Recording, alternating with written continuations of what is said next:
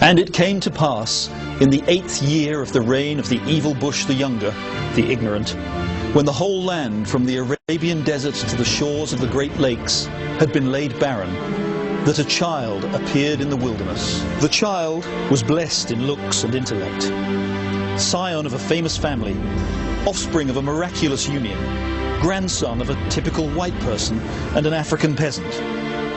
And yea, as he grew, the child walked in the path of righteousness, with only the occasional detour into the odd weed and a little blow. When he was 12 years old, they found him in the temple in the city of Chicago, arguing the finer points of community organization with the prophet Jeremiah and the elders. And the elders were astonished at what they heard, and said among themselves, "Verily, who is this child, that he opens our hearts and minds to the audacity of hope?" In the great battles of Caucus and Primary, he smote the conniving Hillary, wife of the deposed King Bill the Priapic, and their barbarian hordes of working-class whites. And so it was, in the fullness of time, before the harvest month of the appointed year, the child ventured forth, for the first time, to bring the light unto all the world. Thank you. He travelled fleet of foot and light of camel, with a small retinue that consisted only of his loyal disciples from the tribe of the Media. He ventured first to the land of the Hindu Kush, where the Taliban had harboured the viper of Al-Qaeda in their bosom, raining terror on all the world. And the child spake, and the tribes of NATO immediately loosed the caveats that had previously bound them. And in the great battle that ensued, the forces of the light were triumphant. For as long as the child stood with his arms raised aloft, the enemy suffered great blows, and the threat of terror was no more. From there he went forth to Mesopotamia, where he was received by the great ruler Al-Maliki.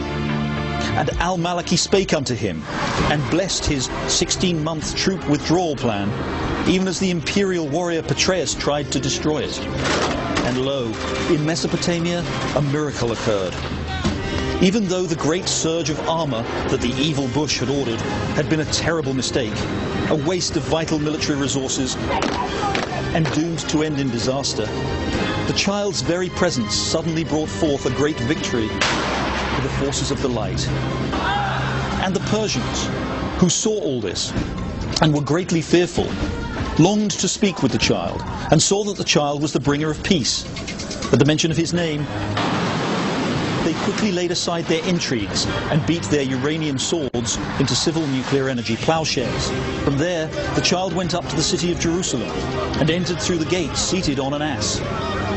The crowds of network anchors who had followed him from afar cheered Hosanna and waved great palm fronds and strewed them at his feet. In Jerusalem and in surrounding Palestine, the child spake to the Hebrews and the Arabs, as the scripture had foretold.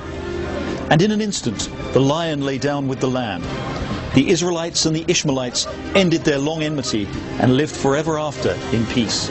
As word spread throughout the land about the child's wondrous works, people from all over flocked to hear him. Hittites and Abbasids, Obamacons and Mechaniacs, Cameroonians and Blairites. And they told of strange and wondrous things that greeted the news of the child's journey. Around the world, global temperatures began to decline, and the ocean levels fell, and the great warming was over. The great prophet Al Gore of Nobel and Oscar, who many had believed was the Anointed One himself, smiled and told his followers that the child was the one that generations had been waiting for. And there were other wonderful signs. In the city of the street at the wall, spreads on interbank interest rates dropped like manna from heaven, and rates on credit default swaps fell to the ground as dead birds from the almond tree, and the people who had lived in foreclosure were able to borrow again. Black gold gushed from the ground at prices well below $140 a barrel. In hospitals across the land, the sick were cured even though they were uninsured. And all this because the child had pronounced it. And this is the testimony of one who speaks the truth and bears witness to the truth so that you might believe. And he knows it is the truth, for he saw it all on CNN and the BBC and in the pages of the New York Times. Then the child ventured forth from Israel and Palestine and stepped onto the shores of the old continent. In the land of Queen Angela of Merkel, vast multitudes gathered to hear his voice, and he preached to them at length. These now are the walls we must But when he had finished speaking, his disciples told him that the crowd was hungry, for they had had nothing to eat all the hours they'd waited for him. And so the child told his disciples to fetch some food, but all they had was 5 loaves and a couple of frankfurters. So he took the bread and the frankfurters and blessed them, and told his disciples to feed the multitudes. And when all had eaten their fill, the scraps filled 12 baskets. Thence he travelled west to Mount Sarkozy. Even the beauteous Princess Carla of the tribe of the Bruni was struck by awe, and she was great in love with the child, but he was tempted not. On the 7th day, he walked across the channel of the Angles to the ancient land of the Hooligans. There he was welcomed with open arms by the once great prophet Blair and his successor, Gordon the Leper, and his successor, David the Golden One. And suddenly, with the men, appeared the archangel Gabriel and the whole host of the heavenly choir, ranks of cherubim and seraphim, all praising God and singing, "Yes, we can."